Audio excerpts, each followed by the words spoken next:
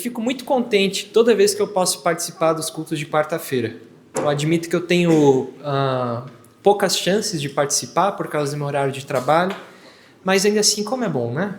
Como é bom estar com os irmãos, como é bom esse tempo de oração.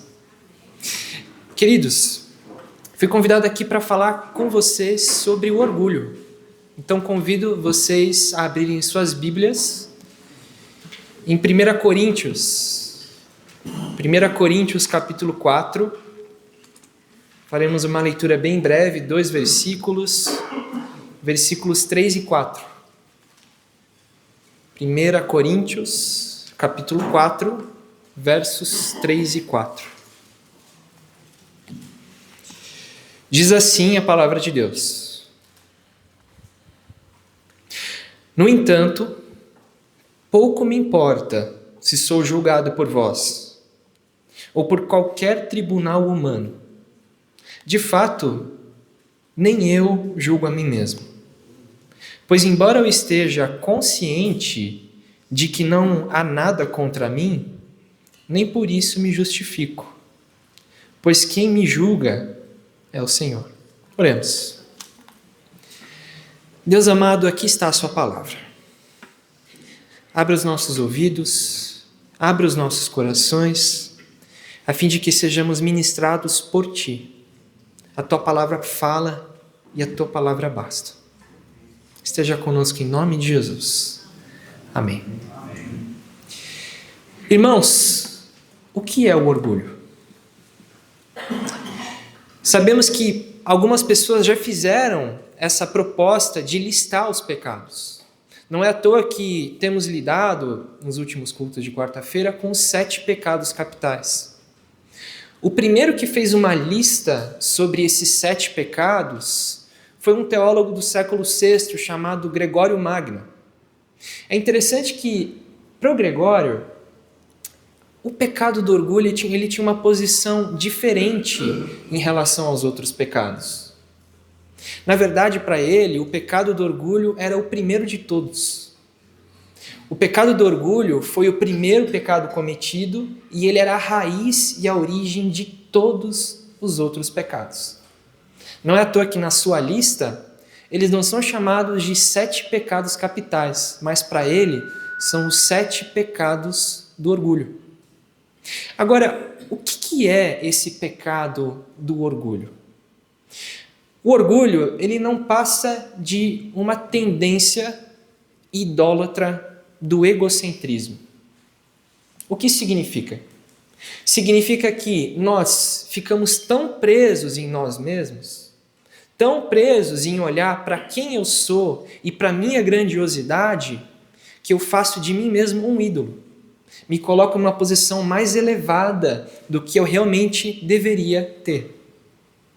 Isso pode acontecer de duas formas. A primeira é, de fato, eu me expandindo, eu crescendo, eu me inflando.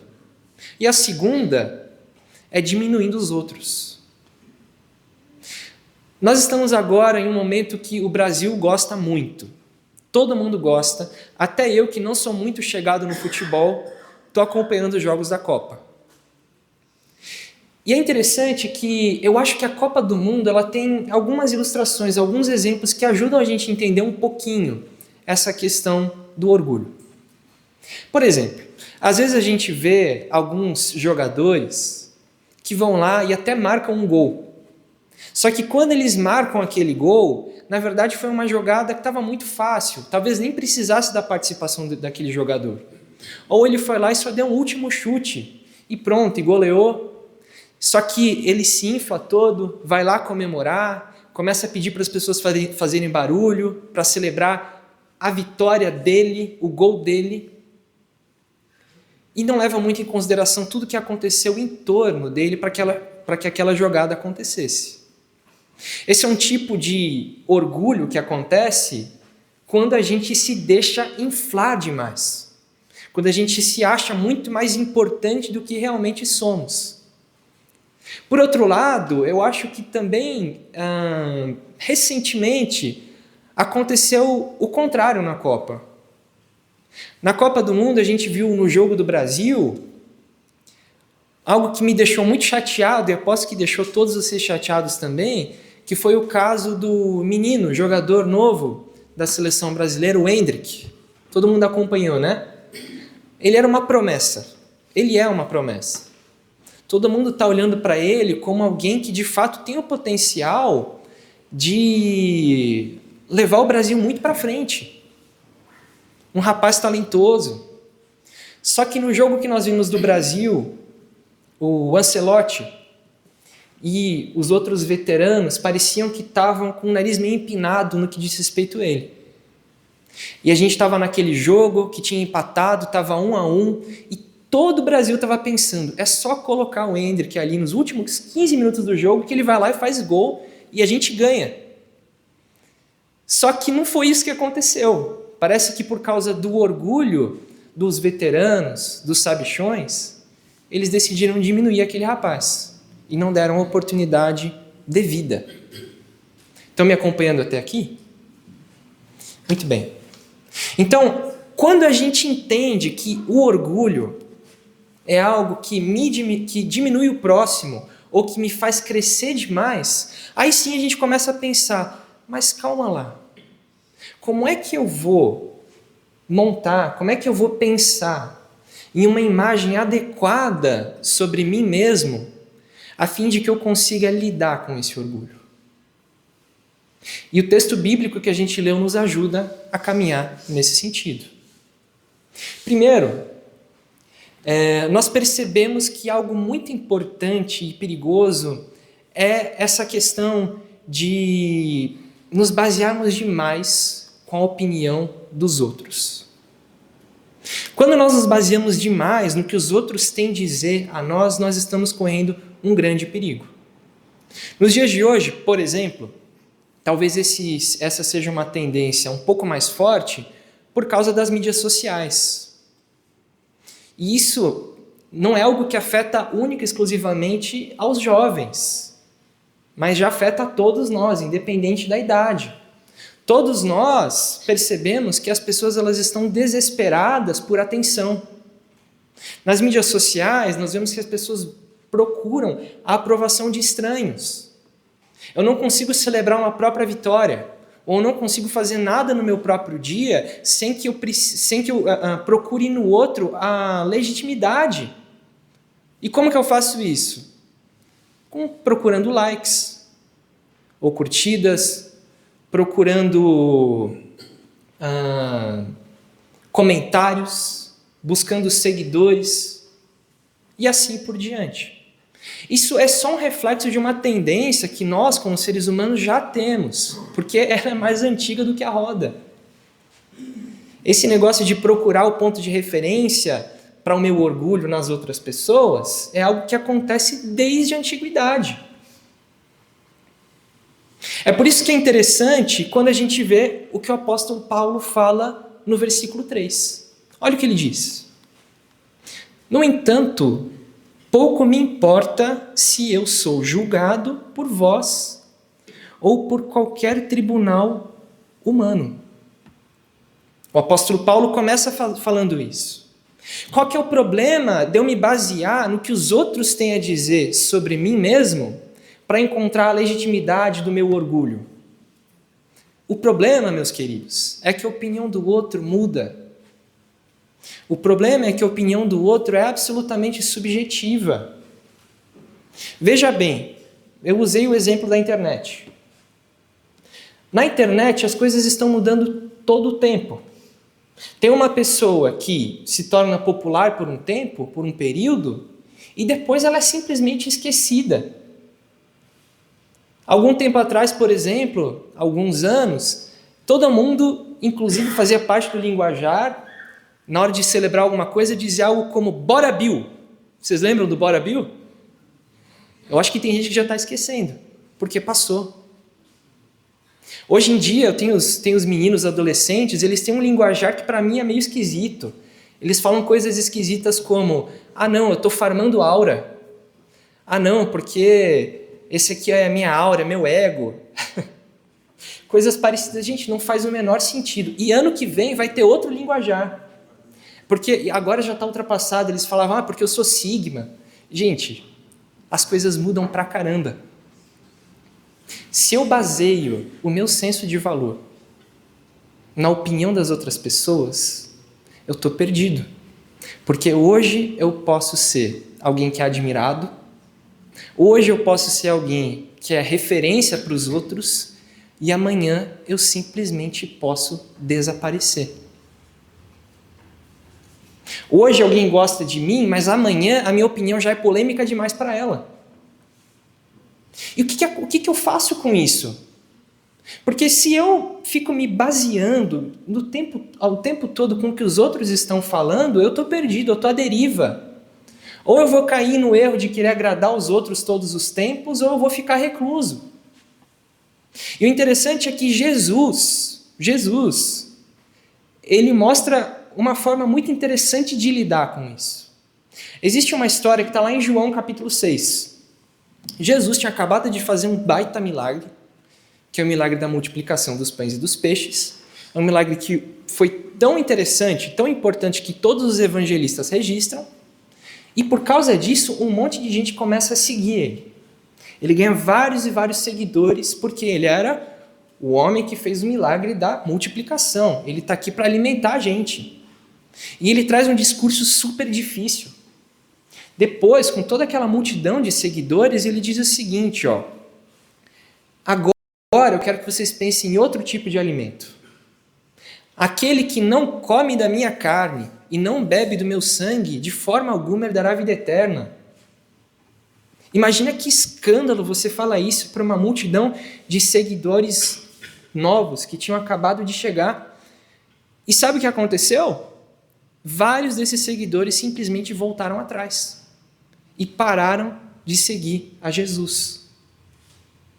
Ainda bem, meus irmãos, que o ponto de referência para a legitimidade de Jesus não era a opinião dos outros, porque senão o ministério dele tinha acabado lá.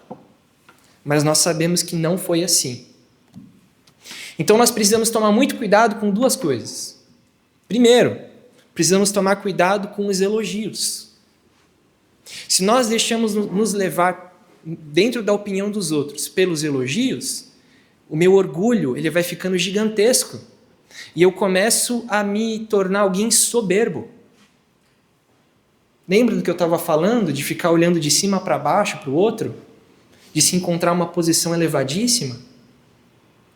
Por outro lado, a gente também tem que tomar cuidado com o desprezo do outro. A gente vai encontrar pessoas que não gostam de nós em todo lugar. E se eu me deixo levar pelo desprezo do outro, eu posso ficar em outro erro do orgulho, que é o que a gente chama de autocomiseração. O que é isso? O coitadismo. É de eu ficar olhando para mim mesmo e o meu orgulho é de dizer, olha para mim, coitado de mim. Me percebam, olha como eu estou sofrendo, olha a minha situação de dificuldade. Por outro lado, meus queridos, ainda que seja perigoso eu me deixar levar pela opinião dos outros, existe um outro lado da moeda. Se eu não posso me deixar levar pela opinião dos outros, da mesma forma, eu também não posso me deixar levar pela minha própria opinião. Se existe uma crise do ego, do orgulho, de me basear no que os outros têm a dizer sobre mim mesmo, essa mesma crise é encontrada quando eu olho para mim mesmo como ponto de referência. Quando eu enxergo em mim mesmo o legitimador, aquele que dá o aval, que dá o carinho para dizer, você está indo muito bem, você está fazendo tudo certo, você é muito joia.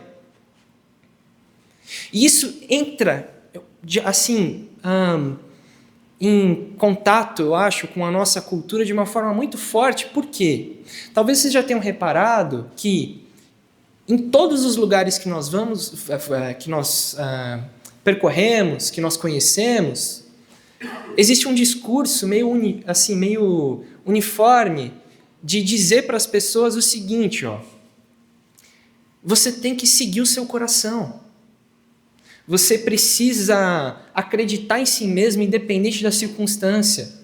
Você precisa seguir os seus sonhos, independente do que as outras pessoas estão falando sobre você. E, de novo, isso traz para nós um grande problema, uma grande prisão. E que perigo que é ficar preso em mim mesmo. Que perigo que é eu não conseguir sair do meu eu. Isso é horrível. O problema é que a gente não vê isso só no mundo, meus irmãos. A gente vê também dentro das igrejas. A gente vê isso também dentro das nossas literaturas evangélicas. E o problema de olhar para mim mesmo como ponto de referência é exatamente o mesmo problema de olhar para os outros. Qual? Eu também mudo. Eu também sou subjetivo. O outro pode gostar de mim um dia e não gostar do outro, da mesma forma eu. Um dia eu posso estar super feliz comigo mesmo porque eu consegui cumprir todas as minhas metas, porque eu me olhei no espelho e me achei bonito, por isso e por aquilo, mas no outro dia eu posso simplesmente me detestar. Se for assim, eu estou caindo no mesmo problema. Existe um autor chamado Timothy Keller. Ele escreveu um livro interessante, alguns de vocês talvez já tenham lido, que chama Ego Transformado. Uma das coisas que ele fala no livro que eu achei interessante, que pode ajudar a gente a pensar um pouco sobre o orgulho, é que nós vivemos em uma cultura que está muito disposta e muito preparada para ajudar as pessoas a pararem de ter uma autoestima baixa, mas que não tem a menor ideia do que fazer com o contrário, com pessoas que têm uma autoestima gigantesca. Até pouco tempo atrás, você olhar para uma pessoa que era muito cheia de si, para uma pessoa que se achava o máximo do máximo, era visto como um problema. Era visto como uma falta de humildade. Hoje em dia, isso é visto como virtude. Se eu sou cheio de mim mesmo, se eu me acho um cara espetacular, se eu me acho incrível, se eu não dou o braço a torcer para ninguém, nem nada parecido, você é uma pessoa decidida, você é uma pessoa que sabe o que quer da vida. Isso aí que é um exemplo. Olha só o fulano de tal, não voltou para trás, hein? Ele é desse jeito e acabou. Então, é por isso que o apóstolo Paulo, ele diz o seguinte, vamos olhar de novo. Mais uma vez o versículo 3, e a gente vai também um pouquinho para o versículo 4. Ele diz, de fato, nem eu julgo a mim mesmo. Pois embora eu esteja consciente de que não há nada contra mim, nem por isso me justifico. Então, o apóstolo Paulo está traçando um caminho bem claro para a gente até agora, não é? Primeiro ele falou, eu não me deixo levar por tribunais humanos, eu não me deixo levar pela opinião das outras pessoas, e da mesma forma eu não estou em posição de me deixar levar pela minha própria opinião. Eu não sou o cara que vai julgar a minha própria vida. Sinto lhe dizer, não sou o dono do meu próprio umbigo. Pois bem, agora a questão que fica é, olhando para o meu orgulho, para o meu senso de identidade, eu não consigo olhar nem para o outro, nem para mim mesmo como ponto de referência. Para quem que eu vou olhar? O outro é subjetivo. Eu sou subjetivo. Está todo mundo mudando o tempo todo de opinião. Quem que sobrou? Jesus. Então, o ponto de referência para o meu eu, o ponto para que eu consiga me desenvolver como um ser humano, com o orgulho no seu devido lugar, é eu entregar essa coroa que eu coloco na minha própria cabeça a Jesus.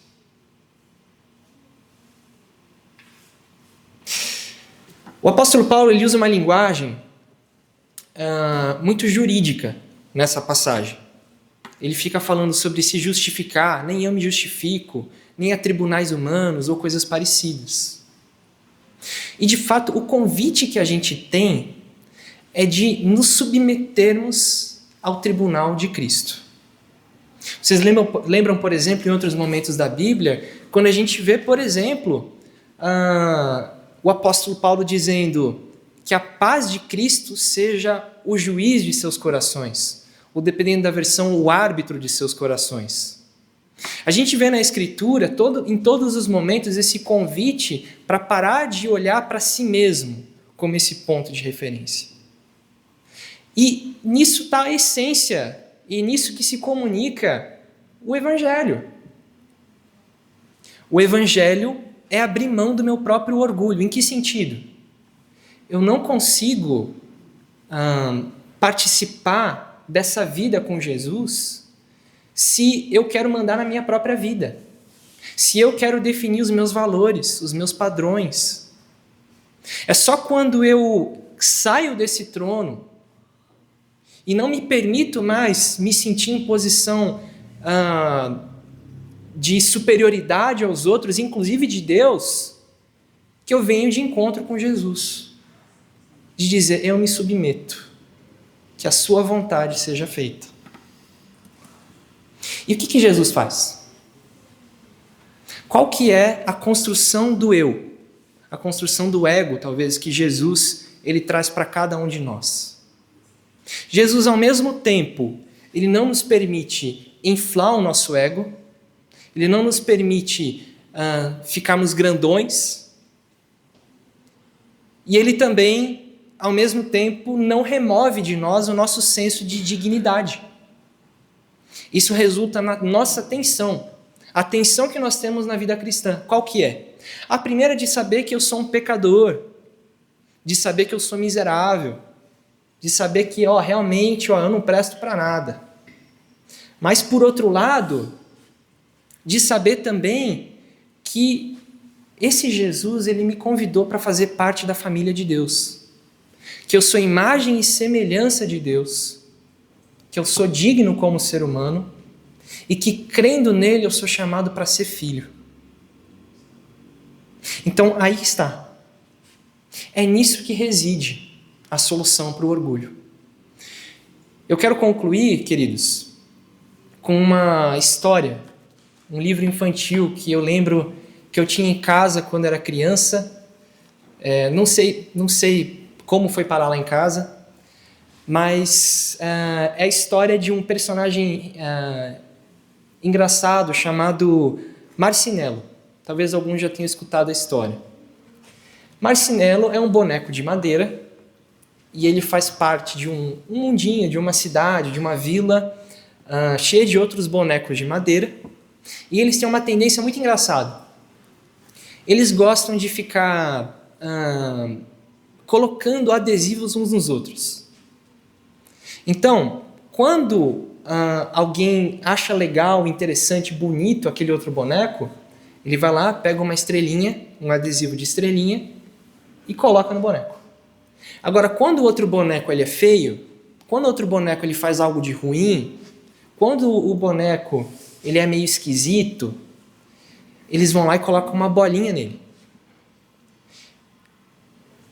Por um lado, os bonecos eles tinham esse senso de orgulho elevado, de ficar se achando os incríveis porque tinham mais estrelas do que os outros, de se sentir superior porque estavam cheios de adesivos de estrela, e também tinha outro senso do orgulho de ficar diminuindo o outro, reduzindo o tamanho dele, a importância dele, ao colocar um adesivo de bolinha.